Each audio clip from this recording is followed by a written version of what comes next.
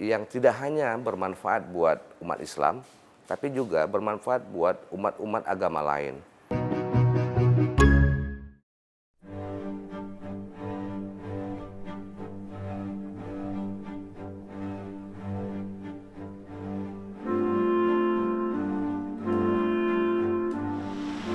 Kesawan Kota Medan menjadi kawasan warisan budaya karena menyimpan banyak jejak sejarah perkembangan Kota Medan.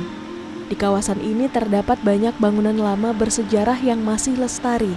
Salah satunya Masjid Lama Gang Bengkok yang berada di Jalan Masjid Kesawan. Masjid Lama Gang Bengkok adalah bukti toleransi yang sudah dijalankan sejak dulu. Karena pembangunan masjid ini dibantu oleh saudagar asal Tiongkok, Chong Afi. Tepat di samping Masjid Lama Gang Bengkok, berdiri sebuah bangunan yang merupakan lembaga pendidikan Islam, yakni Maktab Islamiyah Tapanuli. Bangunan ini memiliki sejarah penting sebagai tempat lahirnya organisasi Islam Al-Wasliyah yang menjadi pemersatu bangsa di saat politik pecah belah Belanda. Nama saya Abdul Hafiz Sarahab. Saat ini saya menjabat sebagai Ketua Pengurus Daerah Al-Jamiyatul Wasliyah Kota Medan. Ya, jadi bangunan ini kan 1918 nih. Dan itu merupakan inisiator dari imam masjid atau nazir masjid Masjid Lama Gang Bengkok yang ada di depan, yaitu Syekh Muhammad Ya'qub. Nah, sementara pertapakan bangunan ini adalah wakaf dari Datuk Muhammad Ali Kesawan, Datuk yang berada di sini ya, itu Datuk Muhammad Ali Kesawan. Nah, aktivitas awal tentu pendidikan. Jadi di Maktab Islamiyah Tapanuli ini adalah proses pembelajaran. Jadi tapi dia belajar pendidikan atau pembelajaran tentang agama. Yang dibahas itu adalah pelajaran-pelajaran tentang fikih, tafsir, gitu ya, nahwu, shorof dan lain-lain yang semuanya itu berbasis pada kitab-kitab Arab. Al-Wasliyah ini memang benar fokus utamanya adalah salah satunya adalah pendidikan, tapi pendidikan yang berdasar atau berbasis pada pendidikan agama. Ya tentu saja pada masa itu, saya kira sebelum tahun 1930, anak bangsa ini, bahkan Indonesia saya kira belum ada ya. Gitu ya. Jadi anak-anak bangsa ini, anak Nusantara yang berada di Sumatera Timur pada saat itu kan tentu butuh pendidikan. Di samping juga masyarakat punya kesadaran untuk menyekolahkan anak-anak mereka. Tapi kan nggak mungkin nih, karena yang bisa sekolah itu hanya anak-anak bangsawan. Karena yang memiliki sarana pendidikan itu kan pada saat itu hanya pemerintahan Belanda. Yang bisa sekolah di situ ya tentu anak-anak Belanda, tentu anak-anak bangsawan. Sementara rakyat-rakyat pribumi lain, ini kan nggak bisa sekolah nih. Maka ini menjadi sebuah trigger lah saya kira ya, gerakan yang lahir dari masyarakat untuk mendirikan pendidikan. Maka lahirlah kemudian Maktab Islamiyah Tapanuli ini tahun 1918. Oh ya, kalau dikatakan kontribusinya itu mereka seperti Muhammad Yunus ya sebagai penggagas, itu mereka tetap menganggap bahwa melawan penjajahan itu ketika tidak sanggup lagi dengan perang, tidak sanggup lagi dengan harus tempur, maka pendidikanlah satu-satunya yang membuat bagaimana masyarakat itu bisa cerdas. Jika cerdas masyarakatnya berarti akan mampu memilih, akan mampu bernegosiasi, akan mampu melihat mana yang harus diperjuangkan. Kalau untuk berdiri Al-Wasliyah ini tentu gini, saya mundur sedikit ya. Jadi Al-Wasliyah itu berdiri 1930. Sebelum Al-Wasliyah berdiri, itu dibentuklah sebuah aktivitas diskusi yang kemudian dikenal dengan nama Debating Club. Itu tahun 1928. Nah, 1928 artinya yang melakoni Debating Club itu adalah pelajar dan guru-guru yang ada di Maktab Islamiyah ini. Jadi tahun 28, kemudian tahun 30 karena para aktor di Debating Club ini merasa bahwa aktivitas mereka itu sangat terbatas kalau hanya dalam kelompok diskusi.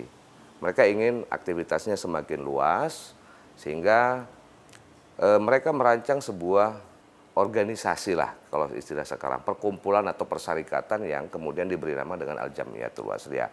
Siapa tokoh-tokoh yang ada di dalam proses kelahiran itu? Tentu adalah tokoh-tokoh yang ada dalam debating club. Itu antara lain adalah ada Ismail Banda namanya. Kemudian ada Arsyad Talib Lubis, ada Adnan Nur Lubis, ada Yusuf Ahmad, kemudian ada Abdul Rahman Shihab.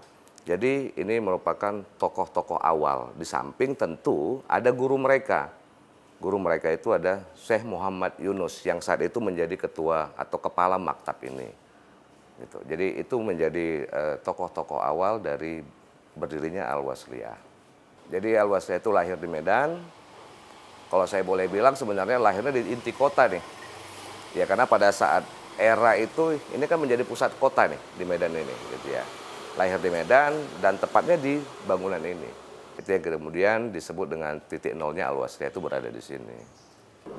Ya, kalau untuk di Medan ya, Sumatera Utara, Al-Wasliyah ini memang nggak ada tandingan. Dan yang selevel dengan dia satu organisasi lagi, mungkin yang sekarang juga mulai naik daun, organisasi Al-Ittihadiyah. Jadi saya juga ada penelitian terhadap organisasi-organisasi itu, tapi kalau di Medan dua organisasi ini, Al-Wasliyah dan Al-Ittihadiyah, kalau yang dari Jawa Muhammadiyah dan NU, walaupun nanti banyak organisasi-organisasi lain yang lahir di Jawa. Tapi Al-Wasliyah ini dikenal sebagai sense belongingnya ke pendidikan, ya pastinya itu. Karena apa ya? Karena memang itu harus menjadi ikonnya Al-Wasliyah. Karena orang bisa punya kader ya dari pendidikan. Maktab Islamiyah Tapanuli kini menjadi Museum Al-Wasliyah dan telah ditetapkan sebagai cagar budaya Kota Medan. Meskipun begitu, kegiatan pendidikan agama masih berlangsung di sini. Dari museum ini, kisah awal perjuangan Al-Wasliyah dapat dikenang dan menjadi pengingat bagi generasi selanjutnya. Sekarang sudah disebut sebagai Museum Al-Wasliyah ya. Mungkin itu rasa terima kasih kita kepada Al-Wasliyah. Kenapa? Karena maktab ini dipertahankan. Seandainya Al-Wasliyah tidak memperjuangkan itu, saya juga tidak tahu bagaimana perawatan. Karena tidak ada. Kalau masjid itu kan ada najir, kemudian masyarakat. Kalau maktab ketika masyarakat tidak menganggap itu penting, orang akan sulit memberikan bantuan untuk apa kan seperti itu. Tapi ini sengaja dijaga oleh Al-Wasliyah menjadi Museum Al-Wasliyah, tapi itulah yang memberikan bahwa ini terpelihara, jadi menjadi cagar budaya.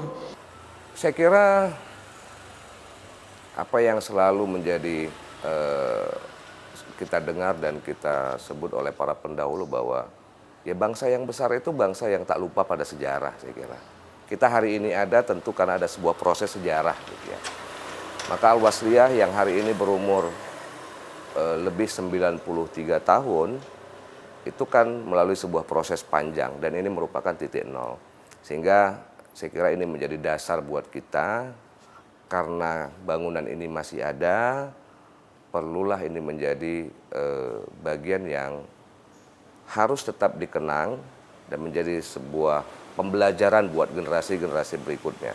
Saya kira tidak hanya buat orang Al-Wasliyah saja, tapi siapapun, dengan adanya museum ini, kita akan kembali pada 93 tahun lalu, 100 tahun yang lalu, bahwa di sini pernah ada tokoh-tokoh, ulama-ulama yang dengan semangat dan jiwa kebangsaannya mendirikan sebuah pendidikan yang tidak hanya untuk memberikan pengajaran, tapi juga ikut berjuang untuk kemerdekaan bangsa ini. Itu menjadi dasar kita sesungguhnya. Dan ini sehingga menjadi pelajaran buat generasi-generasi selanjutnya.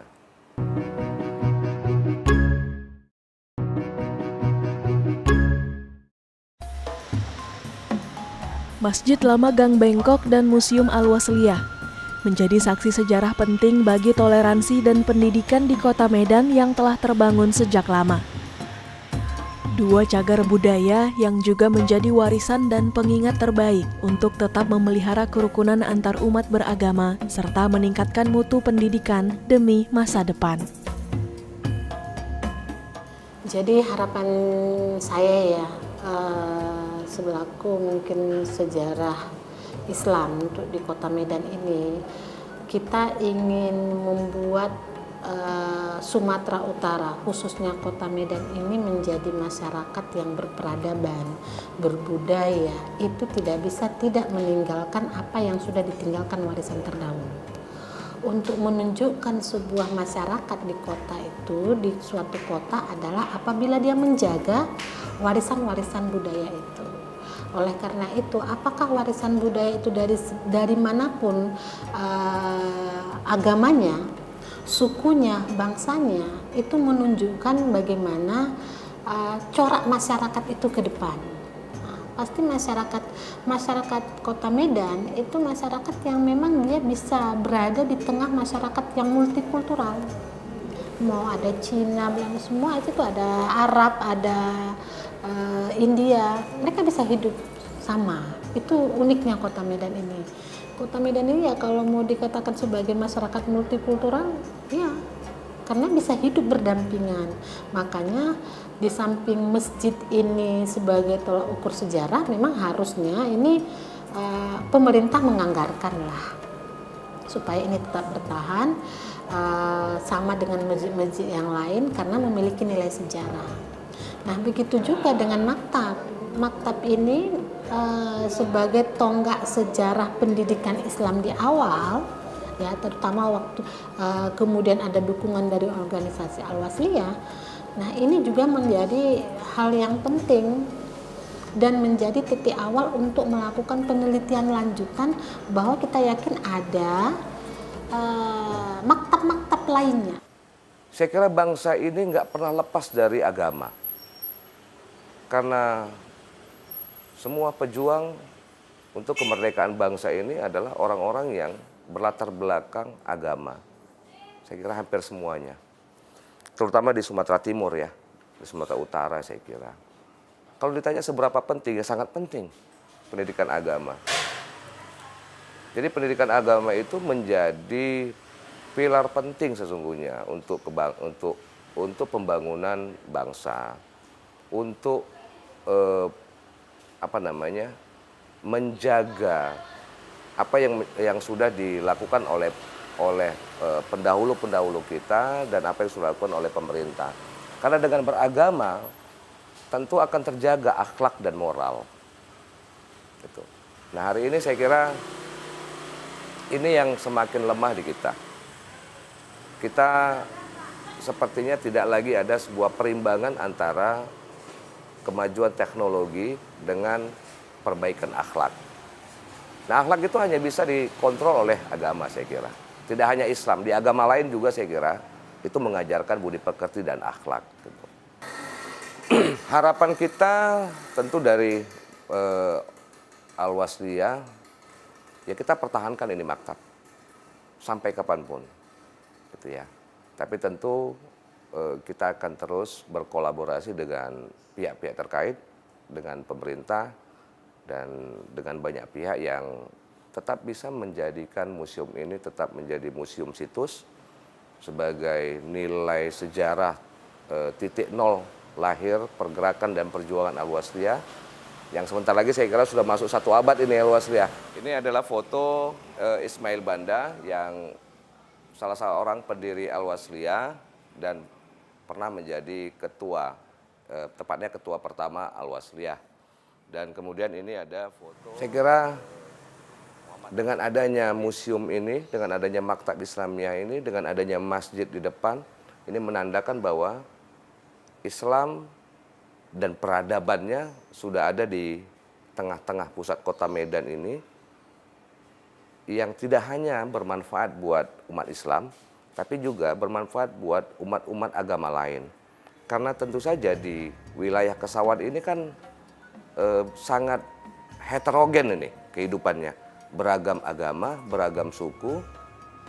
Jadi yang menarik sebetulnya kalau mau lihat di museum ini dan Maktab Islamiyah ini ada di tengah-tengah heterogenitas masyarakat dan masih utuh sampai hari ini. Ya saya kira buat masyarakat di sekitar sini dan siapapun, ya marilah sama kita jaga museum ini, karena ini bukan hanya milik Al-Wasliyah saja, tapi ini tentu milik bersama untuk sama-sama kita rawat. Dan menjadi pelajaran penting buat kita bahwa dari titik nol ini, dari titik nol Al-Wasliyah ini pernah lahir tokoh-tokoh yang ikut memperjuangkan kemerdekaan bangsa. Kira-kira.